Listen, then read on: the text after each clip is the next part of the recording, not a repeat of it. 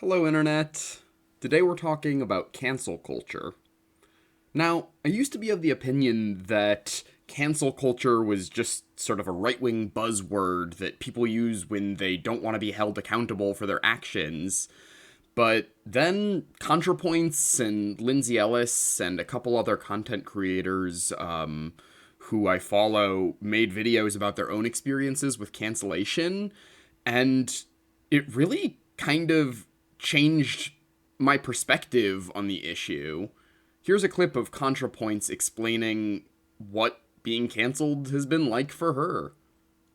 I find I have trouble convincing people of the severity of the pain that being canceled causes because I think it's just hard to imagine if you haven't been through it yourself. And I don't know a more succinct way to convey it to you than by telling you that in the last few years I've been harassed by Nazis, I've been harassed by TERFs, I've been stalked, I've been doxxed, I've been threatened, I've been sexually assaulted, and the pain of being canceled, of being totally trashed by other trans people online for years, has been more difficult for me to cope with than all the rest of it combined. Seeing this made me kind of take a step back and reevaluate just how I think about cancellation. And I want to try to make a video that approaches the topic with nuance and empathy for everyone involved. So that's my goal for today. Part 1: Cancel Culture and the Nexus. So, what do I mean when I say cancel culture? Well, cancel culture is a pretty large and nebulous concept that can mean anything from, like, sharing Facebook posts that tell people how they should behave, to cutting people out of your life because you think they're too problematic, to large-scale harassment campaigns and even death threats. In this video, I'm going to use cancel culture in a pretty broad way to mean a set of beliefs and actions commonly employed in discussions of politics on the internets, on the internet, singular, that are based around the assumption that shame and exile are effective tools for creating positive social change. And I kind of imagine cancel culture being kind of like I'm sure you've all seen, the iceberg metaphor for things like racism or other sort of systemic social problems. And I view cancel culture in a similar way, where sort of the tip of the iceberg that we see out of the water is things like what happened to Lindsay Ellis and what happened to, Natalie Wynn, ContraPoints, or other content creators who have these huge avalanches of harassment levied against them. But I think kind of simmering under the surface of that, there is sort of a whole culture of using shame as a way of trying to control people's actions. And the harassment is just sort of when that bubbles to the surface in a very kind of overt way. At least that's how I think about it. So I've been listening to a really interesting podcast recently called Fucking Cancelled, where the hosts Jay and Clementine talk about their experiences with very tangible healing and growth that they have experienced through 12-step programs, and they kind of like contrast that with the kinds of interactions that happen in these sort of identitarian, cancel culture infused social media spaces that they refer to as the Nexus. Basically, they see shame as being weaponized in the Nexus in a way that kind of counterintuitively prevents the very kinds of growth and learning that the left is trying to cultivate. And honestly, I found their critique of cancel culture from an explicitly leftist perspective to be like so refreshing. And it has just really resonated with a lot of the feelings that I've had towards these sort of online leftist spaces lately. Now, before I get too deep into this video, I just kind of want to take a second to let y'all know what's going on for me emotionally right now. I'm kind of terrified of making this video. Even just saying the words cancel culture on YouTube kind of scares the shit out of me. I think there's a part of me that's afraid that talking about this might result in me being disowned and exiled from the left. And I think in this moment, I'm really needing safety and reassurance and self-expression and belonging and community. Just want to take a second and sit with that and offer myself some empathy here before I go on. So, given this anxiety that I'm feeling, why is there so much debate over whether cancel culture exists? I mean, I hear all the time that cancel culture is just people being held accountable for their harmful behaviors. But if that's true, why am I scared to talk about it? Is the act of saying, I think cancel culture is real itself a harmful behavior?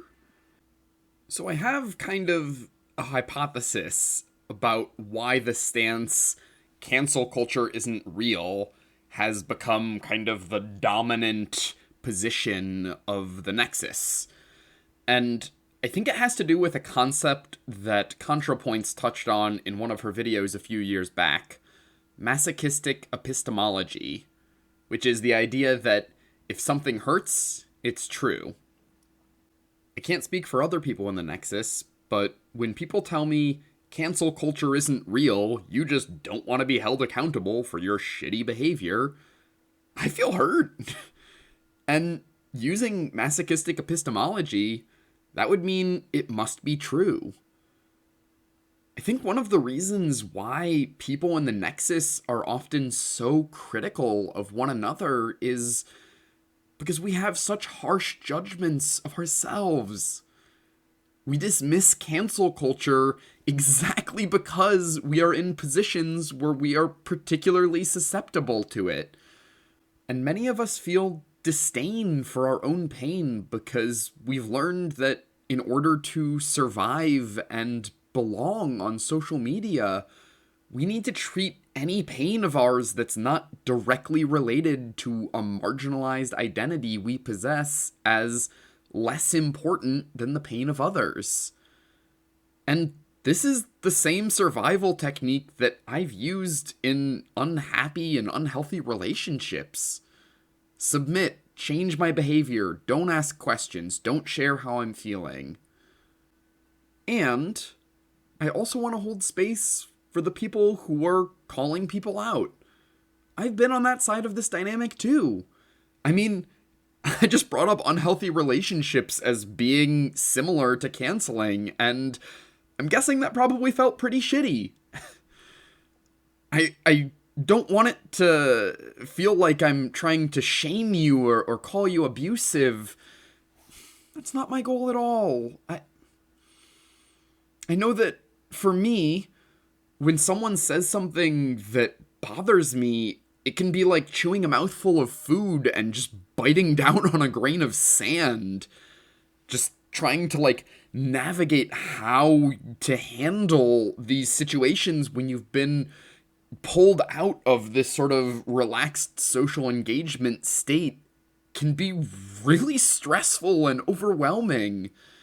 And when I've called out behaviors that I see as problematic in the past, it's usually been because I felt worried that if I don't say anything, it's gonna normalize this behavior and perpetuate this harm.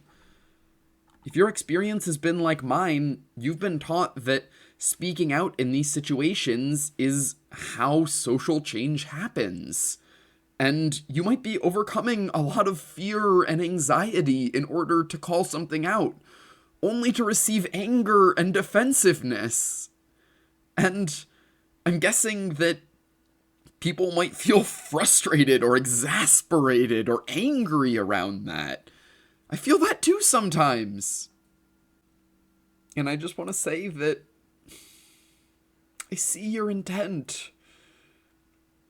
I see your beautiful longing for a world where marginalized people are able to exist without having to be constantly bombarded with harmful language and policies and ideas. And I want to hold that vision with care and reverence as we explore how to move towards that together. Part 2. Briefly touching on an analytical angle.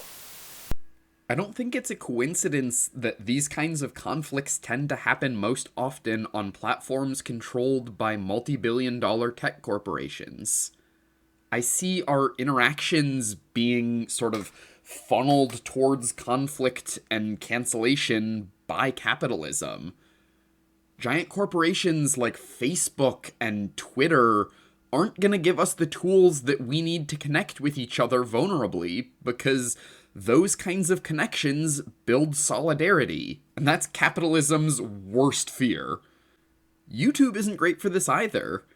Like, the algorithm tends to reward conflict over connection, because if YouTube can get people to compulsively watch videos in a dysregulated state, they tend to stay online for a really long time and watch a bunch of ads and then get kind of ping-ponged from response videos to other videos of people just constantly being mad at each other.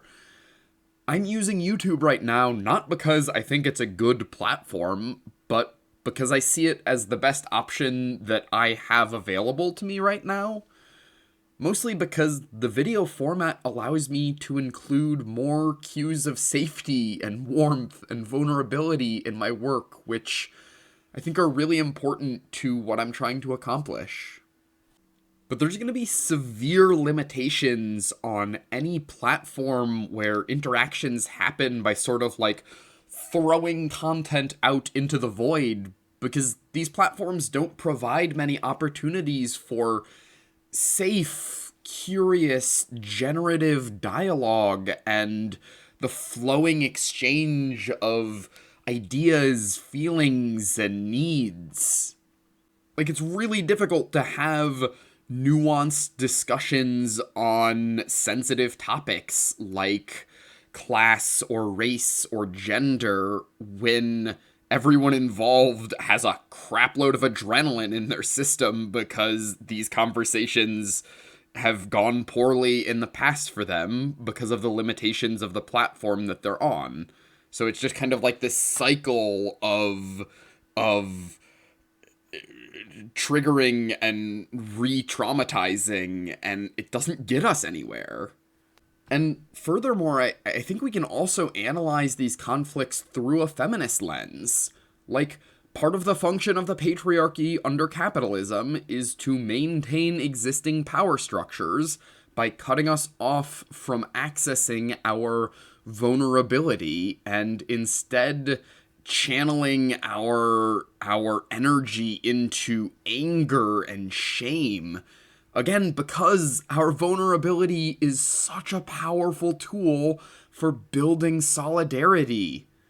So, in a way, when we meet problematic behavior with warmth and curiosity and vulnerability as to how it's affecting us, we are defying a system that wants to profit on us tearing each other apart.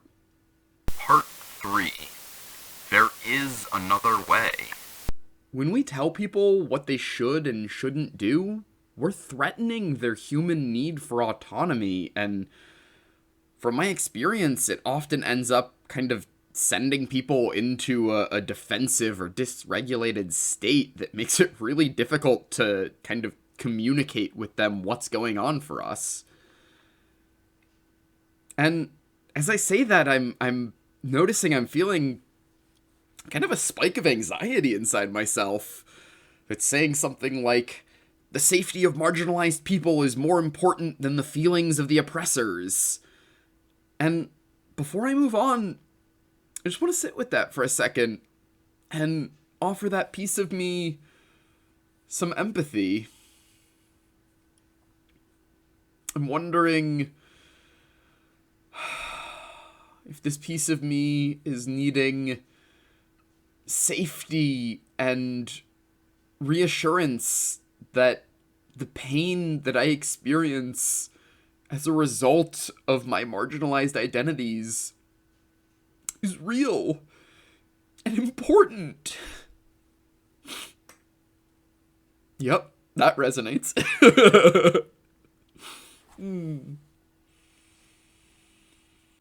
I see canceling as a tragic strategy for meeting the needs of safety, visibility, and belonging. Many marginalized people don't have spaces in our lives where we can vent openly about our experiences of being marginalized other than on social media. So when the safety of these few spaces that we do have feels threatened, we can sort of like reflexively push back against that. And I call it a tragic strategy because I think it ends up causing a lot of harm to ourselves and others in the pursuit of meeting these needs. Similarly, I think a lot of what the left labels as problematic behavior could alternatively be viewed as tragic strategies for meeting people's unmet human needs. In Ian Danskin's video, How to Radicalize a Normie, he talks about how the alt-right targets people who have unmet needs for human connection and community, and offers them a space that meets those needs. And people take them up on it because these are fundamental human needs that they don't know how to meet elsewhere. Like, if the only place that someone is able to find community is on 4chan, that's where they're gonna go to find community. To quote activist Adrienne Marie Brown, community is the answer for traumatized and lost people causing harm. And it's easier to say no. Those flawed, disruptive, damaged people, they don't belong to me, to us. But this is how we end up complicit in a prison system. Someone has to be willing to be in community, in accountability, in responsibility with those who fall out of alignment with their own spiritual growth and with the collective. Someone has to stay curious about the roots of harm and what dissatisfaction, what longing, what trauma is at the root of the harm. So instead of shaming and exiling people for using tragic strategies to meet their needs, what if we showed them another way? And to be clear, this doesn't mean shaming people for canceling people. That would be doing the very thing that I'm suggesting we move away from. I just want to offer another option for folks to chew on if they're so inclined. I try to take an approach that focuses on feelings and needs.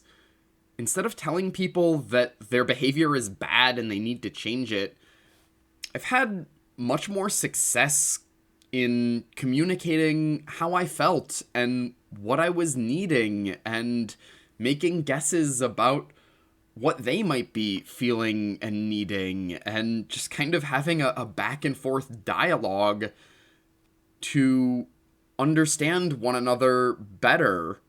Because when people understand your pain, it's a lot harder for them to dismiss it. If you want to try to take this approach, here are some tips that I have found have sort of helped me in having these vulnerable conversations. Number 1, avoid judgments as much as possible. Like, Regardless of whether or not you think they're accurate, the net result that judgments are likely to have on the conversation is usually going to be people getting defensive and lashing out or shutting down. Number 2, be specific. Try to avoid generalizations. In my experience, if you accuse someone of being something or always doing something, that tends to provoke defensiveness. If instead you focus on individual instances of conflict or tension, you can have a bit more just like shared reality over what actually happened as a starting point for unpacking the conflict. Number 3, don't put your responsibility for your emotions on others. No one can make you feel something. How you feel in response to another person's actions is due to sort of an intersection of their actions and your emotional state going into the interaction. Marshall Rosenberg gives a great example of this in his book Nonviolent Communication. If someone arrives late to an appointment and we need reassurance that the person cares about us, we may feel hurt. Instead, if our need is to spend time purposefully and constructively, we may feel frustrated. If, on the other hand, our need is for 30 minutes of quiet solitude, we might be grateful for the person's tardiness. We might feel pleased. Thus, it is not the behavior of the other person, but our own needs that cause our feelings. So, synthesizing all this advice, let's look at how we could respond to a situation involving conflict. And I'm going to use a face-to-face example here because nonviolent communication is extremely difficult to do through the medium of social media, for reasons that I'll explore more in future videos. So let's say last week you smoked weed in front of one of your friends, and they stared at you in a way that you perceived as being judgmental. And this isn't the first time that this has happened with this friend. Instead of saying, "You're always judging me and making me feel guilty for smoking weed around you," you could try, "You know, when I smoked in front of you last week, I felt scared and uneasy because I was needing reassurance that I still matter as a person even when I'm high." From my experience, I've been much more likely to have my pain be heard and my needs be met when I express myself in something that resembles the second way rather than the first way. It can also be difficult and terrifying even to express ourselves vulnerably like this. This style of dialogue is so vastly different than how we've been socialized to communicate that it takes a lot of practice. Be patient with yourself if you try this and it doesn't come naturally at first. Or even, like, sometimes you might try it and it seems like it ended up making things worse. That's all part of the learning process. And if you're interested in learning more about how to have these interactions that focus on feelings and needs, I found the book Nonviolent Communication by Marshall Rosenberg to be a very insightful and easily digestible guide for me. It's a pretty short read. I think the audiobook is only like 5 hours long or something, and it has a lot of tangible examples of how Marshall has used these skills in interactions throughout his life to find connection and mutual understanding with people in situations that could have very easily devolved into conflict had they been handled differently. Now you might be sitting there thinking, well, you didn't even follow your own advice. You did some of the things that you're telling us to avoid in this very video. And, like, yeah, probably. I'm doing my best. And this stuff is really hard. And I'm far from perfect at it. In the sage words of Jake the dog, sucking at something is the first step towards being sorta good at something. This channel is kind of a living document of my thoughts and perspectives, and I'm sure it will grow and change as I continue to learn and explore. I mean, I can already look back at videos I made a year ago and see how my thinking has changed since then. And I feel curious and excited thinking about how someday in the future I may be able to look back on this video with yet a different perspective. That's all I got for this video. Thanks for lending me your ear for a bit. And, an especially big thank you to everyone who stepped outside of their comfort zone with me here.